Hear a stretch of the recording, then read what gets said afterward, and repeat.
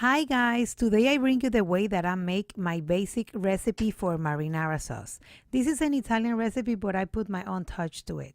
I use this as a base for a lot of my pasta recipes. Do you want to know how I do it? Ven y hazlo con su.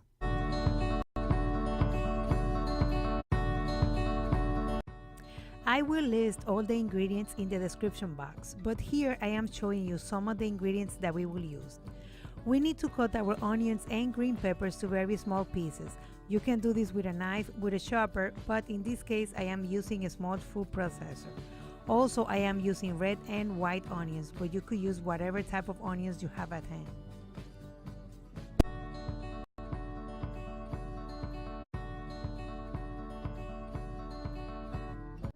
This is how my ingredients will look after I finish chopping them.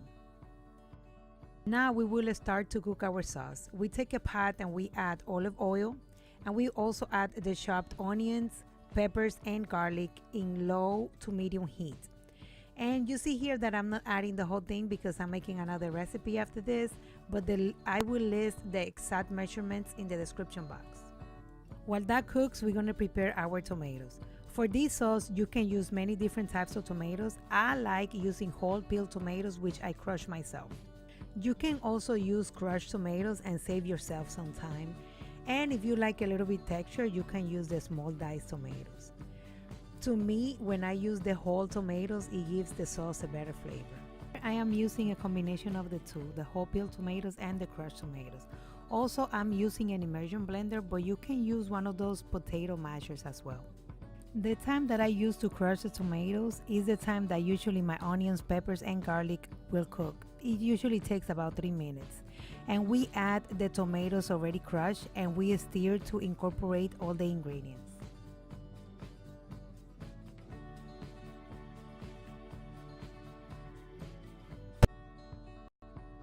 Then we take a can of tomato paste and we add it. I take the paste and I add a little bit of water just to loosen it a little bit, and it's easier to incorporate with the rest of the sauce. While trying to mix in the tomato paste, I noticed that I left some whole tomatoes that I didn't crush, and I'm going to crush them so my whole sauce is smooth and uniform. Of course, if you are using the crushed tomatoes, you are saving yourself a whole lot of time.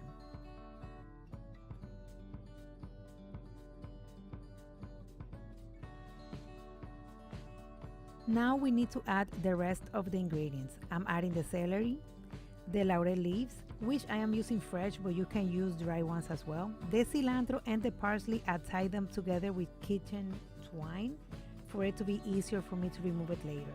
I'm also adding salt, black pepper, adobo, 2 packs of Goya Sazon, and here I'm showing 4 chicken bouillons, but I'm only ended up using 3.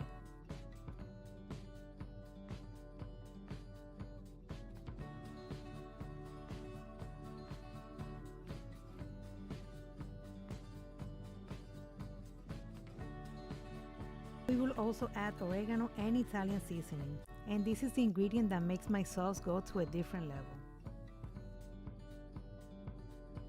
I simply add 2 to 3 tablespoons of sugar. I start with 2 tablespoons and I taste it and I feel if it's still a little sour, and then I add 1 more. I don't add more because it will turn a little bit sweet. In this recipe I use 3 tablespoons. My sauce is not sour. Honestly, I don't want to brag, but I do. My sauce is the bomb.